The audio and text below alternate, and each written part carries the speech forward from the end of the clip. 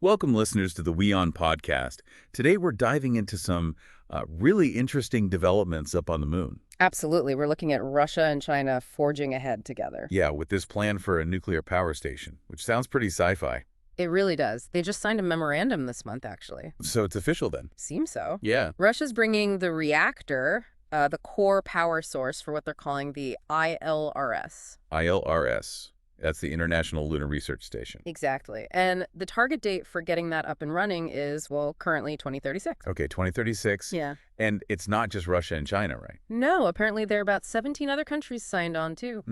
Interesting coalition. And Roscosmos, Russia's space agency, what are they saying it's for? Their statement focuses on, fundamental research, testing tech for long-term robotic stuff, but they do mention the possibility of people down the line, a human presence. Right. Okay, so while they're pushing forward, what's the story with NASA's Artemis program? I heard there were some funding issues. Yeah, that's the other side of the coin. Reportedly, they faced some significant budget cuts, maybe around $879 million removed under the previous administration. Wow, that's quite a hit. It is. And NASA was apparently told to phase out some programs because of it. Which you'd think must impact their plans for getting astronauts back to the moon. It certainly raises questions about the timeline and maybe the scope, yeah. So, back to this Russia-China base. They're aiming for the moon's south pole. That's the plan. A permanent base, potentially manned eventually. And didn't the head of Roscosmos say something about building the reactor?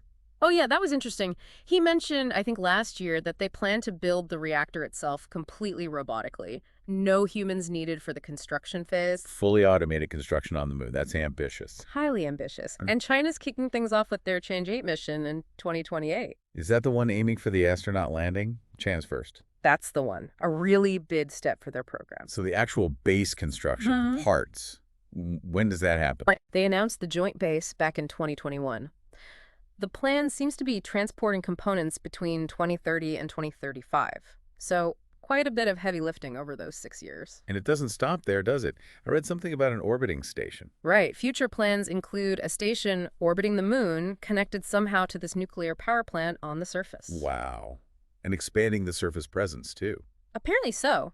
By 2050, they're talking about adding nodes at the equator and even on the far side, plus communication networks, lunar vehicles, hoppers, rovers, the works. It sounds incredibly comprehensive. It really does. And, China has been achieving quite a lot recently, multiple moon rovers. This is the wrong rover on Mars. Exactly. And Change 6, just this June, brought back the first ever samples from the moon's far side. That was huge. Absolutely groundbreaking. And they're planning for Mars sample return, too, so they're building serious momentum. So what we're seeing here is, well, one major partnership really pushing forward with a concrete, long-term, nuclear-powered vision for the moon.